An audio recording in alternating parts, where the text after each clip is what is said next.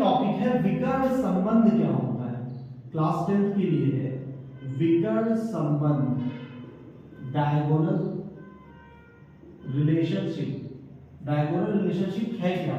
देखिए जो आवर्त सारणी है, पीरियोडिक टेबल है, उसमें हमने बताया था कि वर्ग और आवर्त होते हैं। वर्ग और आवर्त होते हैं।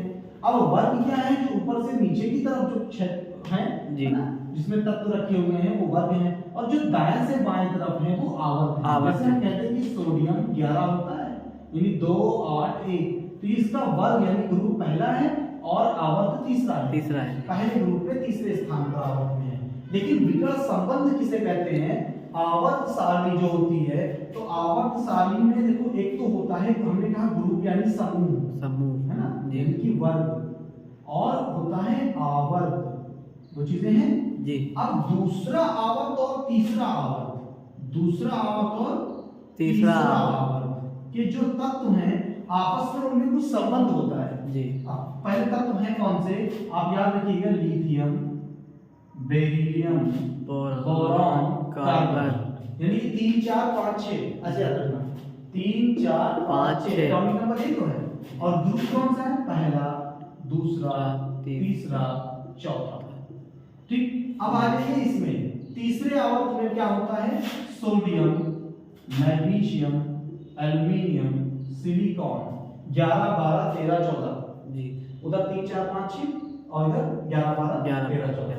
अब इसमें होता है क्या? लिथियम का संबंध मैग्नीशियम के साथ है, इसका एल्युमिनियम के साथ, इसका कार्बन और सोडियम का रिलेशन किसी के साथ नहीं। इसी संबंध को जो ये कर्ण पे बना रहे हैं, इसी संबंध को विकर्ण संबंध कहते हैं। ठीक है। अब ऑब्जेक्टिव क्वेश्चन पूछा जाता है कि लिथियम का डायगोनल रिलेशनशिप, विकर्ण संबंध किसके साथ है?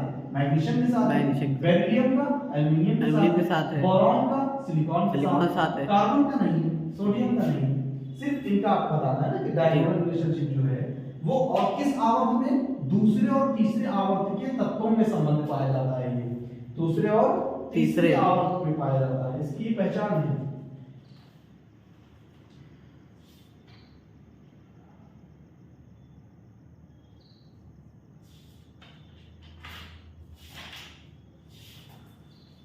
ये तो बायो क्वेश्चन के मनुष्य के प्रत्येक जबड़े में चर्वणक है ना, दांतों की संख्या होती है 6। बायो का इसको बात देखिए। लिथियम का संबंध किसके साथ होता है? लिथियम का मैग्नीशियम के साथ। जो ऑब्जेक्टिव क्वेश्चन पूछा गया कि लिथियम का संबंध किसके साथ होता है। इसके लिए अभी आईयूपीएससी का ना, नेक्स्ट टाइम आईयूपीएससी का भी अलग से बनाना पड़ेगा। प्रोपेन का रासायनिक सूत्र पता है क्या होता है? प्रोपेन कुछ यहाँ पे लिखते हैं, फिर हम बताते हैं। हाइड्रोकार्बन के चैप्टर से रिलेटेड है ये कि प्रोपेन है और एक है प्रोपेनल है ना, प्रोपेनल। एक एथिल अल्कोहल जिसको एथेनॉल भी कहते हैं, तो वो प्रोपेनॉल, यहाँ पे लिखिएगा प्रोपेनॉल। थोड़ा डिफरेंस ले सकते हैं आप जी।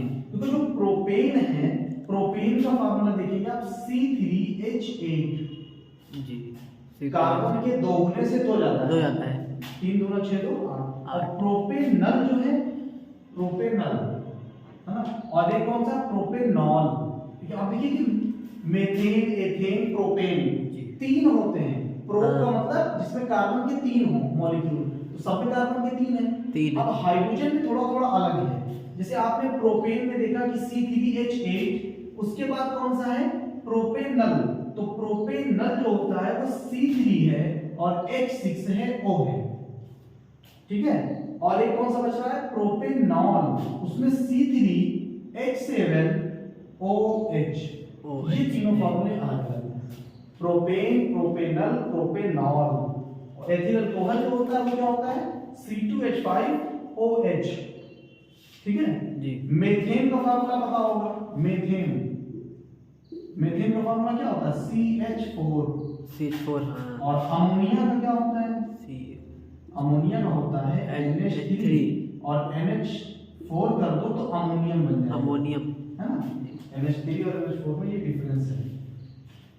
निम्नलिखित में किस यौगिक में कीटोन समूह उपस्थित है? कीटोन समूह किसमें उपस्थित है? कार्बन, जैसे आप यहाँ पे हम आपको दिखाते हैं, हालांकि कार्बन में वैलेंसी उसकी जो होती है, जिसके लिए उसमें 4 इलेक्ट्रॉन, 4 उसके बॉन्ड्स है ना, 4 होने चाहिए, CH3 CH3।